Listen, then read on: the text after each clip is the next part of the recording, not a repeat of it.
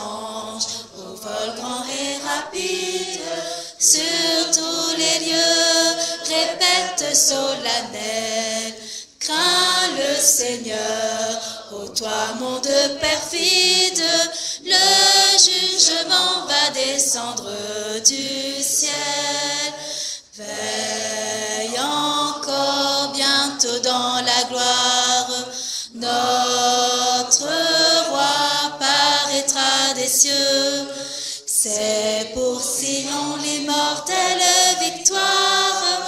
Voici le jour, frère, lève les yeux. Fuis Babylone, annonce le deuxième. Le bon berger rassemble ses troupeaux. Il les conduit à la mission qu'il aime. Et sur l'impie il répand ses fléaux. Veille encore, bientôt dans la gloire, notre roi paraîtra des cieux. C'est pour Sion l'immortelle victoire. Voici le jour, frère, lève les yeux. Le troisième ange apporte son message et les appels de la grâce ont pris fin. Loin de l'agneau funeste et le breuvage, où l'ennemi consomme son destin. Veille encore, bientôt dans la gloire, notre roi paraîtra des cieux. C'est pour Sion l'immortelle victoire. Voici le jour, frère, lève les yeux. Sauveur du monde, écoute la prière de tes enfants sur le déclin du jour. Tirés par l'Esprit, qu'ils portent la lumière de l'Évangile annonçant son retour. Veille encore, bientôt dans la gloire, notre roi paraîtra des cieux. C'est pour Sion l'immortelle victoire. Voici le jour, frère, lève les yeux. Veuillez prêter attention à la parole de Dieu, qui se trouve dans Apocalypse, chapitre 14, et nous lirons à partir du verset 6.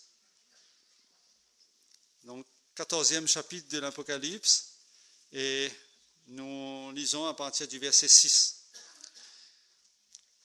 Je vis un autre ange qui volait au milieu du ciel. Il avait un évangile éternel pour l'annoncer aux habitants de la terre, à toute nation, à toute tribu, à toute langue et à tout peuple.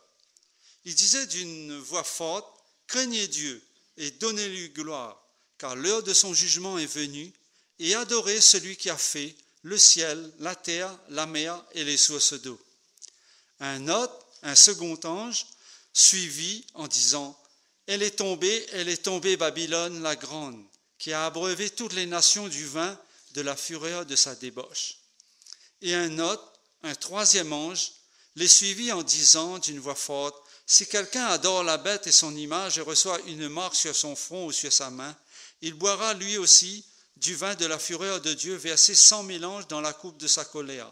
Et il sera tourmenté dans le feu et le soufre devant les saints anges et devant l'agneau.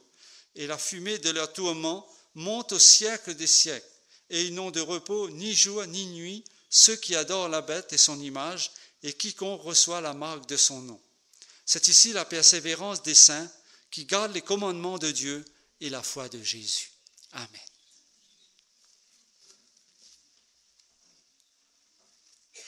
Maintenant, je vais laisser la place au pasteur Jenna. C'est lui qui a la charge de nous parler de la part du Seigneur. Bonjour à tous. Content de vous voir et revoir certains. Il y a des visiteurs aussi ce matin. Alors soyez les bienvenus d'une manière spéciale. Moi, j'ignore les raisons qui vous ont amené ici, mais le Seigneur sait pourquoi vous êtes là. Et ça, c'est le plus important. Et il n'y a pas de hasard avec lui. Et je crois que ce qui est bien, c'est que nous savons que lorsque Dieu prend en main un cheminement, un accompagnement, ben c'est toujours pour notre bien. Le Seigneur ne laisse personne sur le bord de la route. Il ne va pas vous abandonner au milieu du chemin. Alors, quelles que soient les distances que vous avez parcourues pour venir ici ce matin, que vous soyez du 974 ou d'ailleurs, il y a des personnes qui viennent d'ailleurs, de très loin, non? Oui? Alors, la Martinique, ben, bienvenue. Toutes les îles se rassemblent quand on plie la carte un petit peu. On peut rapprocher tout le monde. En tout cas, que le Seigneur bénisse chacun de vous. Les enfants, d'une manière spéciale pour vous, bienvenue aussi. Alors, nous terminons aujourd'hui la semaine de prière mondiale. Ça veut dire quoi la semaine de prière mondiale? C'est que chaque année, au mois de novembre, l'Église adventiste mondiale a une semaine de prière où toutes les églises sont sur la même semaine, rassemblées sur un thème.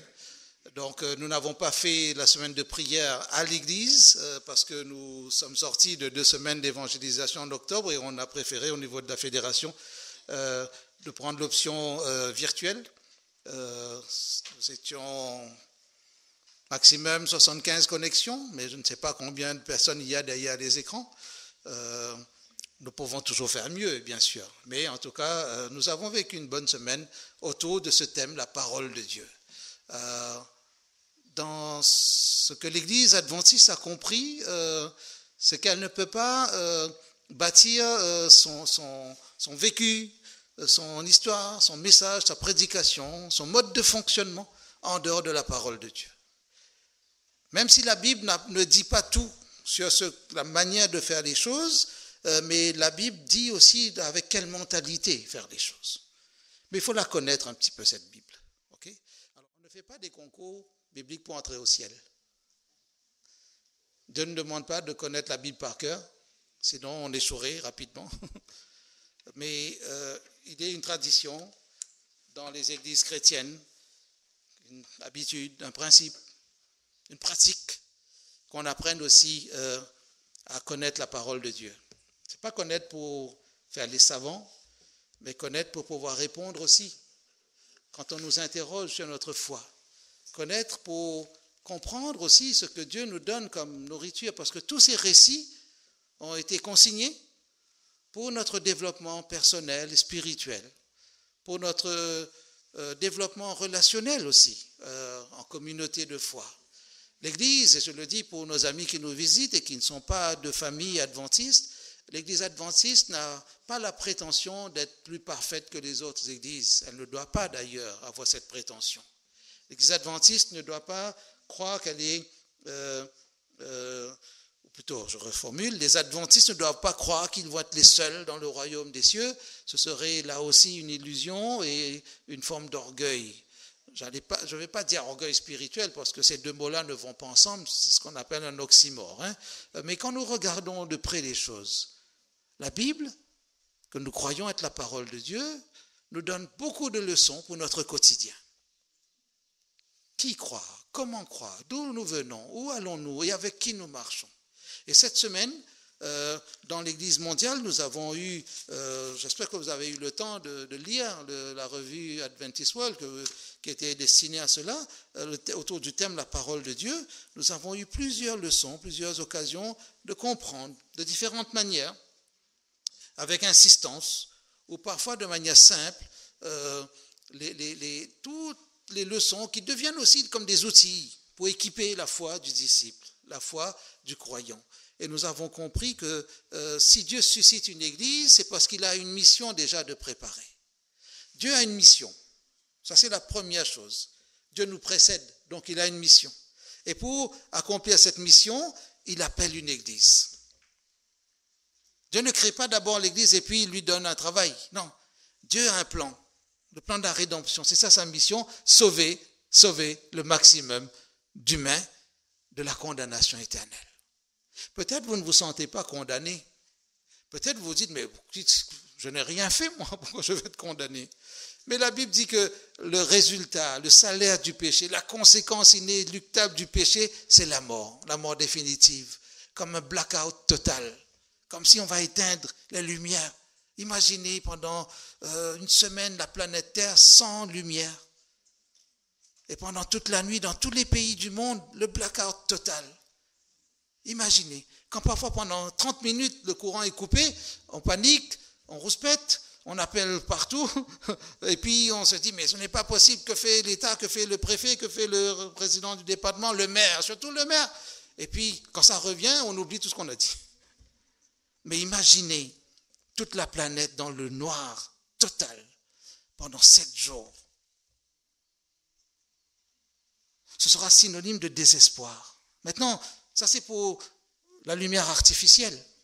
Mais imaginez le monde qui vit ou qui vivrait sans la lumière qui viendrait de la parole de Dieu. Et c'est pour cela que Dieu a institué une église. Et l'église ne peut pas vivre sur elle-même, repliée sur elle-même. Et c'est pour cela que l'église est appelée à remplir ce rôle de messager.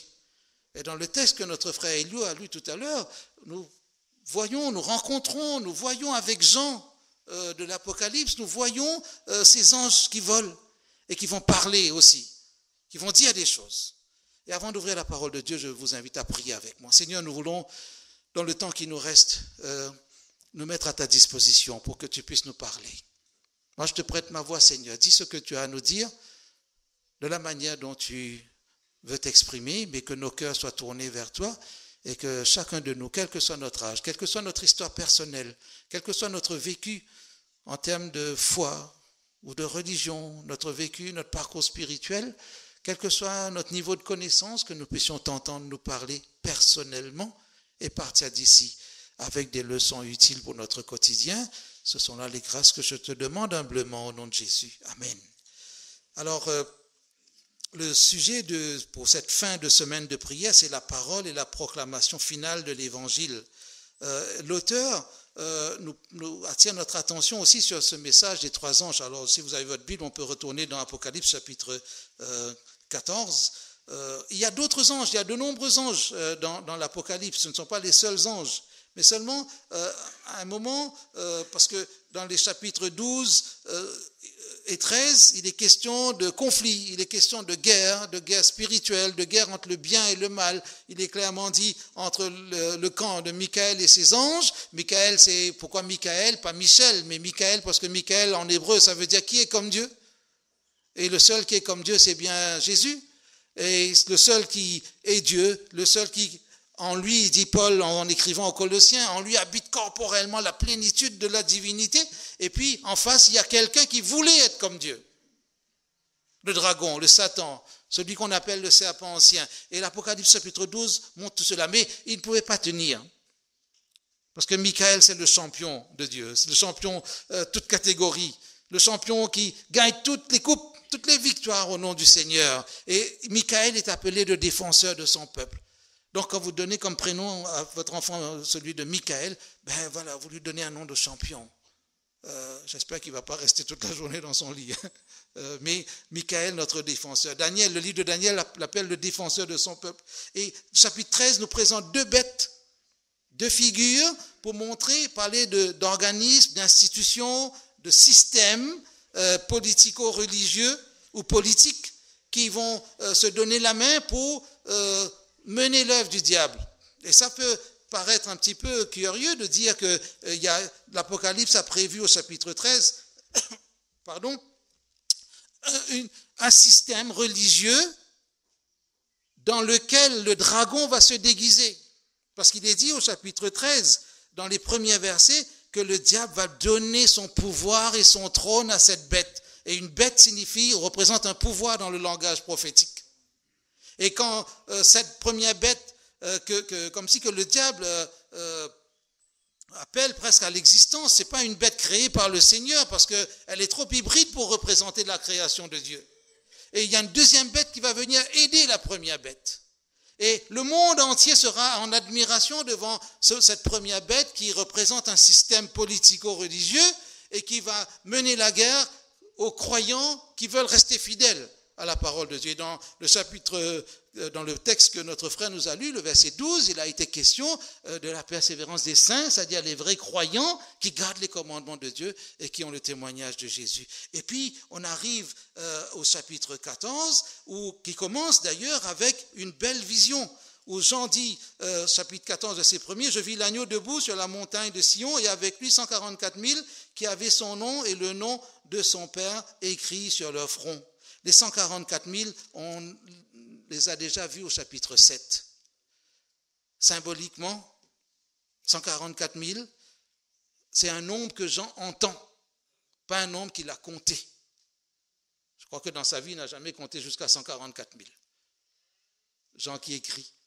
Je sais qu'il a compté jusqu'à 153 poissons, gros poissons, Jean chapitre 21. Ça, je sais qu'il sait compter. Mais compter jusqu'à 144 000, personne dans la Bible n'est pris en flagrant délit de comptabilité ou d'arithmétique pour dire il a compté, il sait compter. Comme un vrai comptable, quelqu'un qui manie bien les chiffres. Et puis il a dit non, pas un de plus, pas un de moins. Il entend le nombre. Mais quand il voit, qui?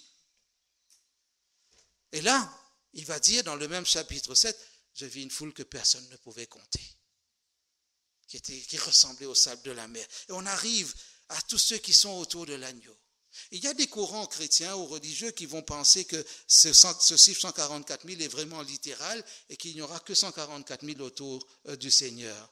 Mais c'est là qu'il faut après réétudier pour comprendre qu'il y a une valeur symbolique derrière.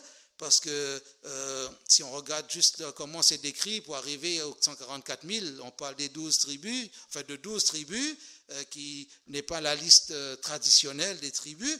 J'ai l'impression que moi, j'aurais même pas ma place dans ces 144 000, et je suis désolé pour vous si vous n'êtes d'aucune tribu d'Israël. Mais ici, on comprend que dans sa force, la parole qui est proclamée donne cette image de victoire. L'agneau remportera la victoire. Et tous ceux qui vont persévérer dans la fidélité à sa parole, aux enseignements du Seigneur, ceux qui vont accepter de prendre position pour ceux qui combattent tous ces systèmes. Quand je dis combattre, c'est pas aller faire la guerre militaire, mais combattre dans le sens de résister à tous ces systèmes qui veulent faire la guerre, ces systèmes qui sont manipulés par, c'est la Bible qui le dit, moi je n'invente rien, chapitre 13, relisez les premiers versets, ces systèmes manipulés par le diable, ces systèmes infiltrés par les puissances diaboliques, les puissances sataniques, Dieu nous dit, voilà, je vous ai mis en garde. Le mot apocalypse veut dire révélation. Je vous ai éclairé là-dessus. Il y a tout un système sur cette planète politico-religieux qui est manipulé par le dragon, qui a perdu sa guerre dans le ciel et qui l'a transposé sur la terre et qui va lutter contre l'Église, qui va lutter contre le peuple de Dieu qui veut rester fidèle. Et ça, nous ne pouvons pas en faire l'économie. Nous pouvons dire, mais moi je crois déjà en Dieu. Ça va, c'est déjà bien. Pas mal. Ça, c'est la première case à cocher. Mais il faut regarder la suite. Nous ne sommes pas dans une sorte de foi passive où nous nous asseyons juste comme quelqu'un qui est là assis sur son transat à bronzer au soleil.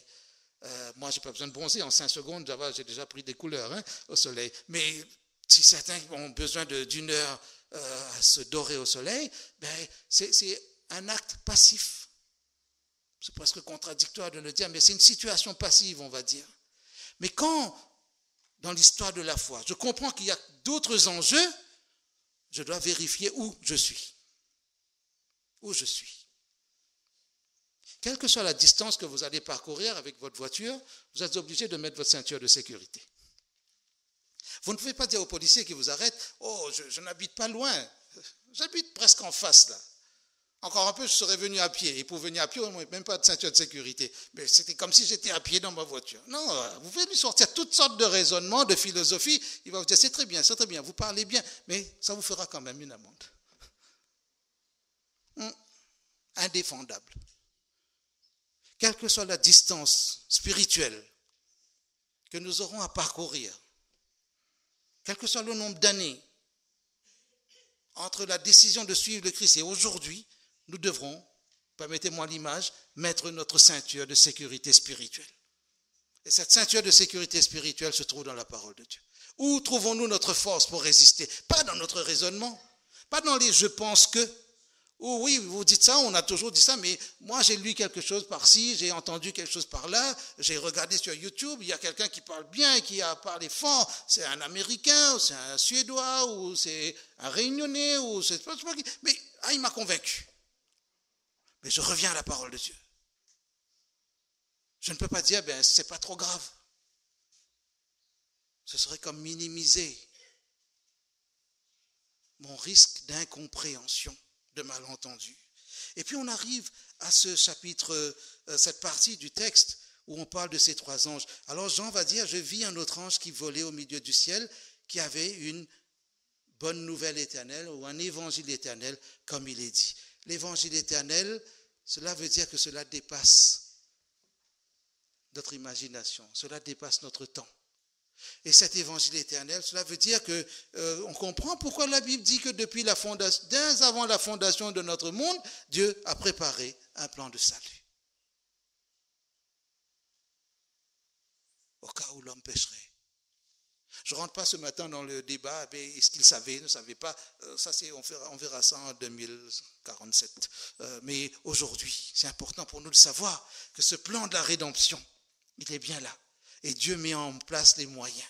Il envoie dans cette image de ce triple message angélique, on comprend que les anges, parce qu'un ange veut dire messager, le mot ange, messager, ou oui voilà, et la bonne nouvelle, le mot évangile vient de la même racine que le mot ange. Okay? Et donc le messager, si Jean avait vu un ange qui volait, littéralement, physiquement on va dire, dans le ciel, et qui a proclamé ce message, Jean aurait été le seul à l'entendre, et si jamais il y avait quelqu'un d'autre qui l'aurait entendu, ça aurait fait 2, 3, 4, 20, et après, une fois que le message aurait été proclamé, il n'y aurait plus de résonance de ce message. Ce serait éteint, effacé, dans ce premier siècle de notre ère.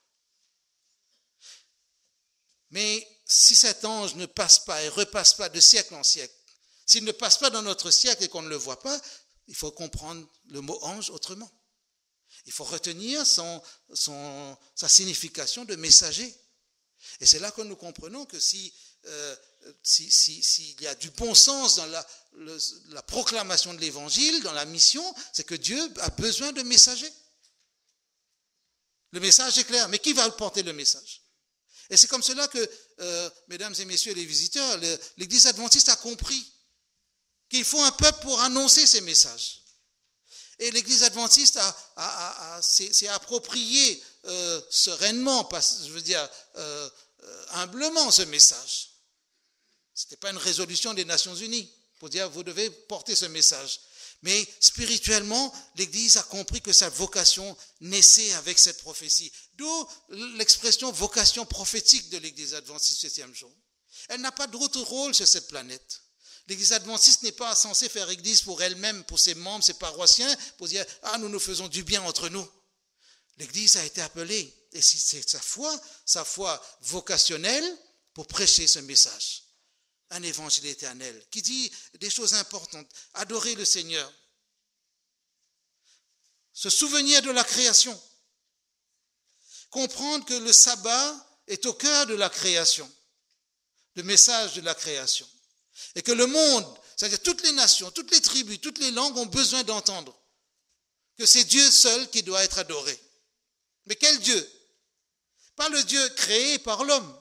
Pas le Dieu de nos inventions, pas le Dieu qui sort de nos légendes, de nos fables, pas le Dieu qui viendrait de nos livres d'histoire, pas le Dieu qui émergerait de tous les courants philosophiques, pas un Dieu qui serait fabriqué par nos propres soins, un peu comme les enfants d'Israël qui ont demandé à Aaron, fais-nous un Dieu qui marche devant nous. Pas un Dieu fait maison, un Dieu fait pays, pas un Dieu fait sur mesure, pas un Dieu industriel, pas un Dieu cloné, pas un Dieu copié, pas un Dieu imité, pas un Dieu qui serait sorti de nos rêves, mais le Dieu qui vient et qui dit, c'est moi.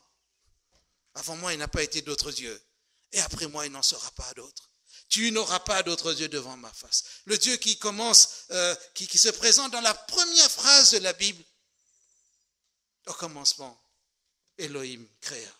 Ce Dieu transcendant, ce Dieu qui peut-être échappe à notre imagination, ce Dieu que nous ne pouvons peut-être pas comprendre. C'est pour ça que le premier commandement dit « Je suis l'Éternel ton Dieu ». Et le deuxième interdit toute création, toute imagination de Dieu. Il faut laisser Dieu être Dieu.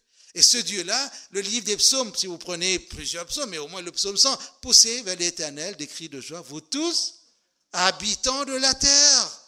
Ah, pas vous tous croyants, pas vous tous chrétiens, pas vous tous adventistes du 7e jour seulement. Si c'est pas adressé seulement aux témoins de Jéhovah, aux musulmans, c'est pas adressé aux évangéliques, aux assemblées de Dieu ou autres, non. Tous les habitants de la terre sont invités à louer le Seigneur. Et ce messager doit porter ce message. Il y a aussi cette question de jugement. De jugement parce que si on parle de jugement, c'est qu'on parle de la loi de Dieu, de la justice de Dieu. Le monde doit savoir qu'il sera jugé. Le monde doit savoir que le péché est jugé. Le monde doit savoir que le diable est jugé. Le monde doit savoir que toutes les injustices, toutes les inégalités, toutes ces, comment on pourrait dire, ces abominations qui sont commises sur cette planète tombent sous le jugement du Seigneur. Mais le monde doit savoir qu'il y a une bonne nouvelle, parce qu'il est question d'évangile. Cette bonne nouvelle ne se trouve qu'en Jésus-Christ. Adorer, proclamer, rassembler. Mais n'oubliez pas que le mal sera jugé. Et le monde doit le savoir. Et les deux autres anges vont parler de la chute de Babylone, vont parler de la bête, de ceux qui se prosternent. Je ne vais pas m'attarder dessus, mais je veux rester juste sur le premier pour dire que voilà, ce message est proclamé. Depuis que ceux qui se sont sentis investis de cette vocation, ils ont commencé. Mais aujourd'hui, il nous faut nous demander en 2024 où en sommes-nous avec cet élan missionnaire. Le chapitre 18 va dire que Babylone va tomber en 1 heure. Prophétiquement, 1 heure, c'est 15 jours, littéralement parlant. 2 semaines. Nous vivons dans un monde fragile, malgré toutes les lumières, malgré toute l'effervescence des couleurs, malgré tout ce qui brille, malgré tous les pixels de nos écrans. Nous vivons sur un monde fragile. On parle de l'Amérique, première puissance mondiale. C'est un pays qui vit au-dessus de ses moyens, surendetté. Mais ça ne le dérange pas, parce que tout tourne autour du dollar. Ils vont continuer à dépenser des milliards, toujours déficitaires. Mais ça marche. L'Europe, c'est un ensemble qui veut s'unir. Quand les étoiles sont figées sur le drapeau, ça ne bouge pas, mais il n'y a jamais de cohérence et de cohésion quand des sujets sensibles viennent sur le tapis. 27 nations, mais pas une seule langue par rapport à la discussion. Il y a toujours un qui va tirer à droite, d'autres à gauche, et parce que les écologistes au milieu, c'est jamais en ordre de marche. La prophétie de Daniel 2 l'avait prédit ça. Ils seront à la fois forts et à la fois faibles, parce que le fer est mêlé à l'argile. Et aujourd'hui, on vit dans ce monde. Mais Babylone, tout le système qui porte la confusion en lui-même, ce système-là, il va tomber aussi. Parce que le monde vit sur du fragile. Le monde vit sur la spéculation. Aujourd'hui, quand nous regardons, et quand vous lisez le chapitre 18, on va parler de Babylone et de tous ces marchands qui ont dirigé le monde. Comme si tout cet aspect économique, tout cet aspect financier, aujourd'hui, tout tourne autour de cela. Enlevez le pouvoir de l'argent du monde, demandez-vous sur quoi le monde repose. Et alors vient se connecter le pouvoir et toutes les envies de plaisir autour, toutes les distractions possibles. Mais tout tourne autour de l'argent. Elon Musk n'est pas un philanthrope.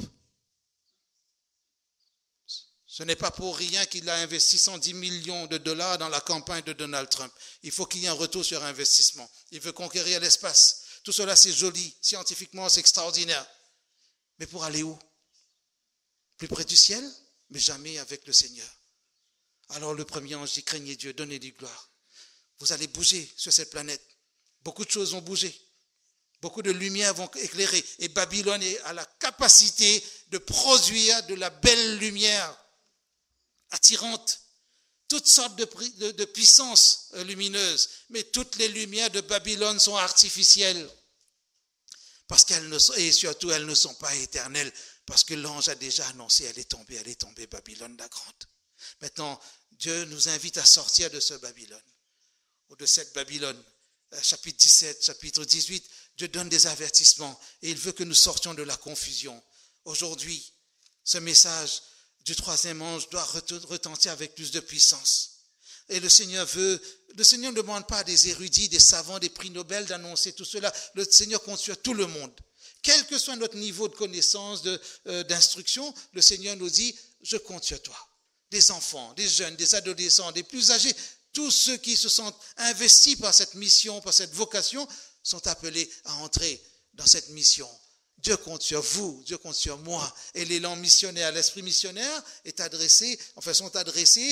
sont le lot de tous ceux qui veulent être du peuple de Dieu. Parce que ce texte se termine avec cette déclaration solennelle, c'est ici, la persévérance des saints qui gardent les commandements de Dieu, qui ont la foi de Jésus.